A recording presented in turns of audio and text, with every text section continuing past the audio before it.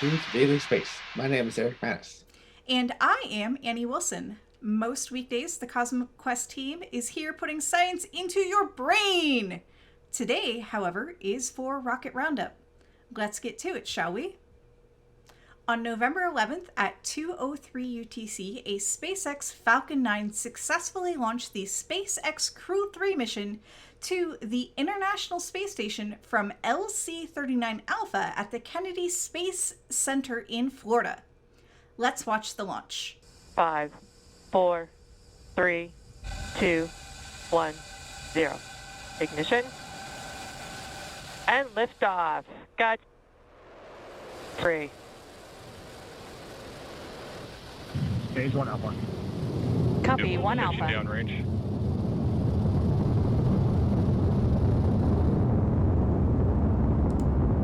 On board Crew Dragon Endurance were the usual complement of 4 astronauts, 3 rookies from both NASA and ESA, as well as an experienced NASA astronaut. NASA's Raja Achari and Kayla Buran, as well as German ESA astronaut Matthias Mora, are making their very first space flights. Joining them is spaceflight veteran Thomas Marshburn, who previously flew on the shuttle and on the Soyuz to the ISS. This is also the first flight for Crew Dragon C210. It is the latest addition to SpaceX's fleet of crewed capsules, which now number 3 vehicles. Previous Crew Dragon capsules have been given names by their first crews, and this one is no different. Spacecraft Commander Raja Achari announced that the capsule's name was Endurance. The name was inspired by one of the ships in Sir Ernest Shackleton's failed 1914 Antarctic expedition of the same name. The name is also a reference to both the challenge of building the spacecraft and training for the mission during the current pandemic conditions. And it also continues the NASA tradition of naming spacecraft after previous exploration ships. After just 20 hours en route to the International Space Station, Endurance automatically docked to the forward port on Node 2. 2 hours after hard docking, the docking adapter was pressurized and leak checks were completed before the hatches between the spacecraft and the station were opened. During the welcome ceremony, the new astronauts were given their gold astronaut wings, signifying that they had crossed above the 100-kilometer Kármán line and into space. Let's watch the docking.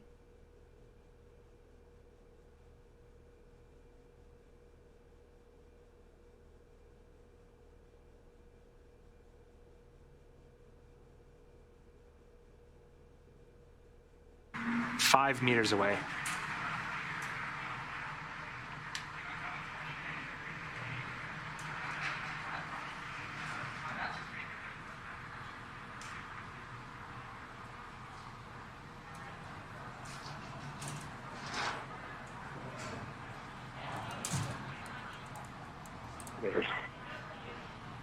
Copy, chop.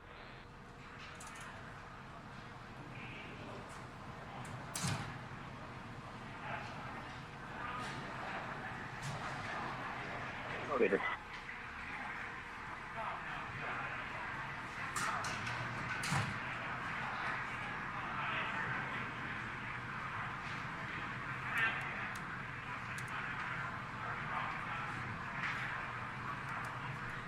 Soft capture confirmed.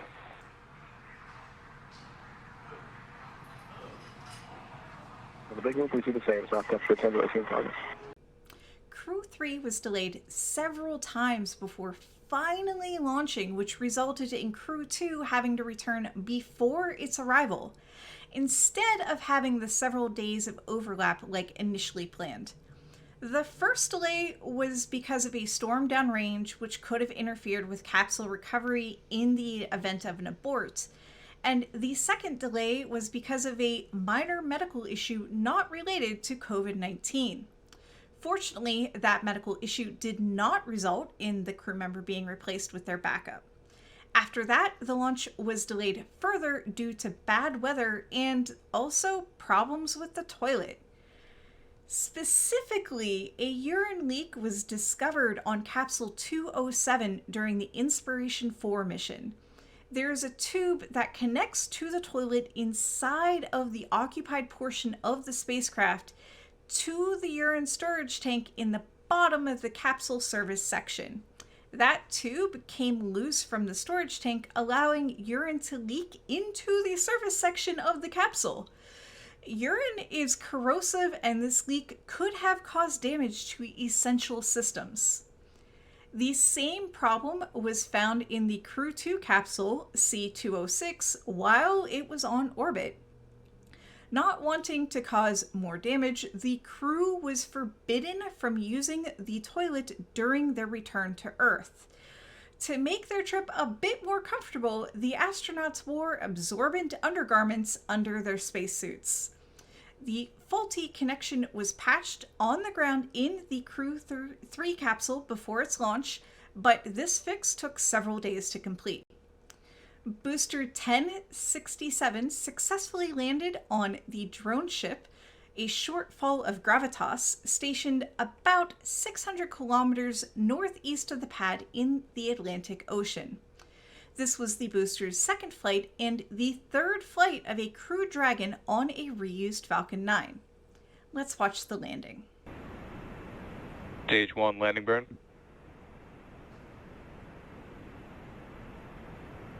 Dragon SpaceX, nominal orbit insertion.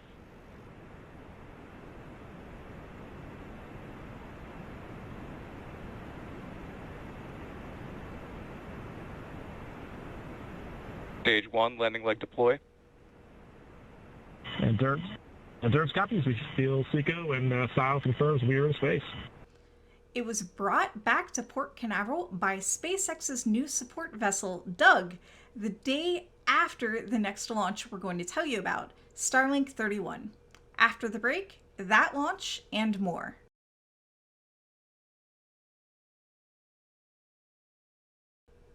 Next up, on November 13th at 12:19 UTC, the Starlink L-31 mission launched atop Falcon 9 booster 1058 from Space Launch Complex 40 at Cape Canaveral Space Force Station in Florida. Let's watch the launch. 5, 4, 3, 2, 1. Liftoff.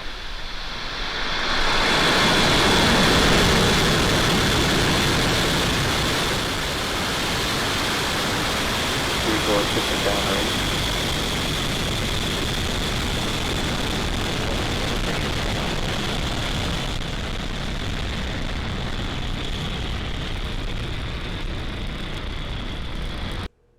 This was the 9th flight for Booster 1058, which successfully landed on the drone ship Just Read the Instructions. It is now in the exclusive club of Falcon 9 boosters which have flown more than 8 times. Boosters 1049 and 1051 have flown 10 times each. All 53 satellites were successfully deployed into orbit after one upper stage burn. Let's watch the landing.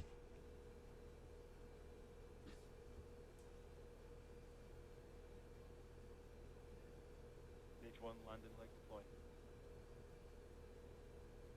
Stage 2, FTS is safe.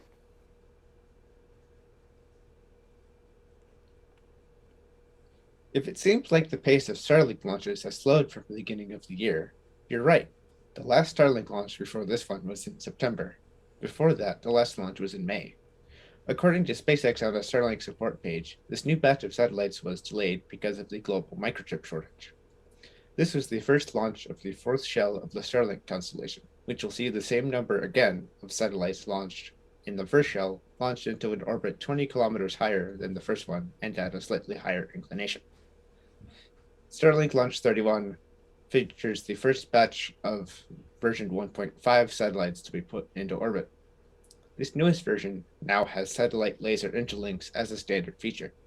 Previously, the technology was tested on just a handful of older satellites. The laser links made the satellites somewhat heavier than the older models. Between the extra mass and the slightly more inclined orbit, Falcon 9 can only carry 53 instead of the previous 60. On November 16th at 9:27 UTC, and Arianespace Vega launched 3 Sirius satellites into a 700-kilometer orbit from the Guyana Space Center. Let's watch the launch.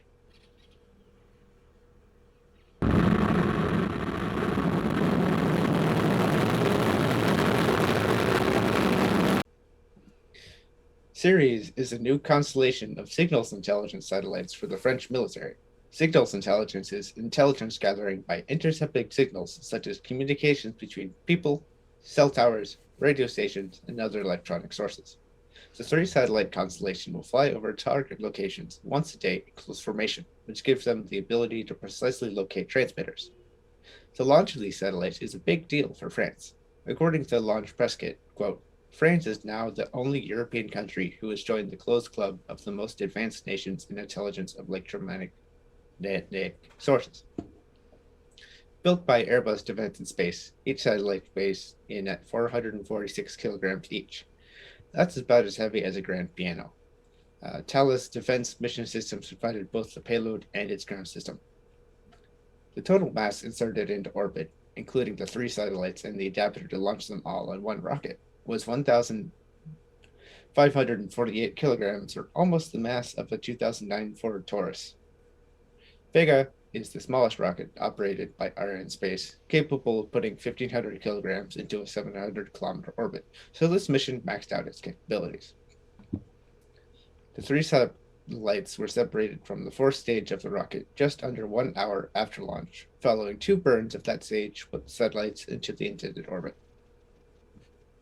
Did you know that the Russians had a space shuttle? They did, and I'll tell you about it after the break in This Week in Rocket History.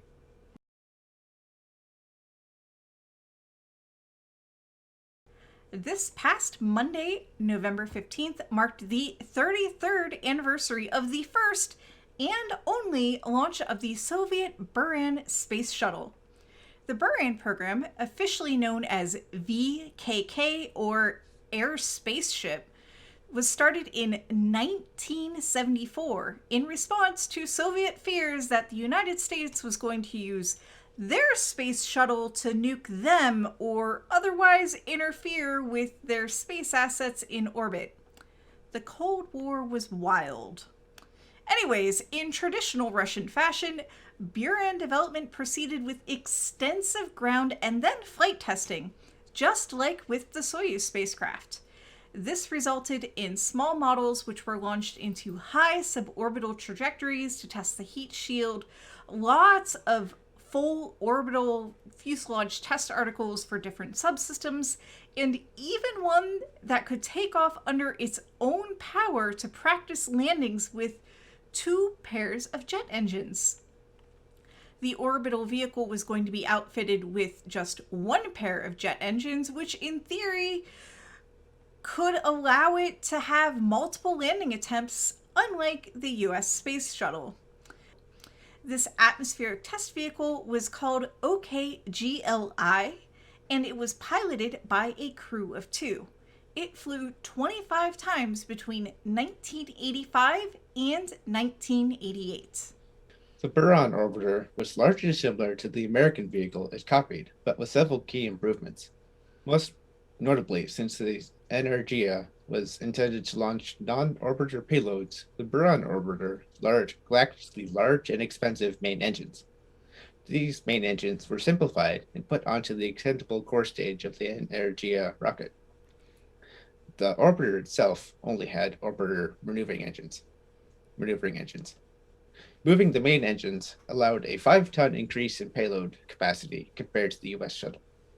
Because Russia did not have the technology to develop large solid motors like those used on the shuttle, the 4 boosters on the Energia used liquid engines. Each booster had one RD-170 engine, which powered 4 combustion chambers with 1 turbopump. To this day, it is the most powerful liquid propellant rocket engine ever made, putting out an incredible 7.9 meganewtons of thrust. For comparison, all 9 engines on the first stage of a Falcon 9 Block 5 put out 7.6 meganewtons of thrust. The first flight orbiter, OK 1.01, was delivered to Baikonur in 1984, only partially assembled. This partial assembly was required because the Soviets literally did not have a plane large enough to be capable of transporting the entire thing. So instead, components were flown on a modified M4 bomber from the factory near Moscow to Baikonur. Before Buran could fly, the rocket that would put it into orbit, the Energia, needed to be tested. Energia was intended to launch a variety of payloads, not just the Buran orbiter. The first launch of Energia was in May 1987, launching the Soviet Space Laser Battle Station. Unfortunately, or perhaps fortunately for the tensions in the Cold War at the time, the launch failed because of a programming error. To keep the center of mass in a good spot for launch, the battle station was launched upside down. After separation from the rocket, it was supposed to flip 180 degrees and finish orbital insertion with its own engines. Instead, it flipped 360 degrees and sent itself into the southern Pacific Ocean. Because the launch failure had nothing to do with the rocket, Energia was cleared to launch the Buran. The Soviets debated on the length of the first Buran mission, eventually deciding to only have a 2-orbit flight. This would limit the number of systems needed to be ready for launch, since a 2-hour flight could be done on battery power without the help from an auxiliary power unit. A short flight also meant that there was no need to deploy the payload bay doors and their radiators. This mission would prove the launch, some on-orbit systems, and the autonomous re-entry and landing. OK 1.01 and its Energia were rolled out to the pad in October 1988. Launch was delayed several times for different technical problems before launching finally in high winds on October 15, 1988 at 0600 UTC. Just as planned, the uncrewed Buran was lifted almost all the way to orbit by Energia and successfully inserted itself into orbit minutes later. 2 hours and 20 minutes later, Buran deorbited itself, coming to a landing just to the side of the runway centerline. Not bad for a spacecraft that's flying itself. Igor Volk, who was in command of the first crewed flight, flew a chase plane next to Buran as it landed. The next planned flight of a Buran vehicle was going to be in 1991 using the second flight orbiter, but the Soviet Union collapsed before that could happen. The program was canceled in 1993. To add ultimate insult to injury, Orbiter 1K01, the orbiter that had flown the only orbital flight, and a flight-ready Energia were destroyed in 2000 when its hangar roof collapsed due to lack of maintenance. After the break, we'll be back with our weekly statistics and random space fact. Stay tuned.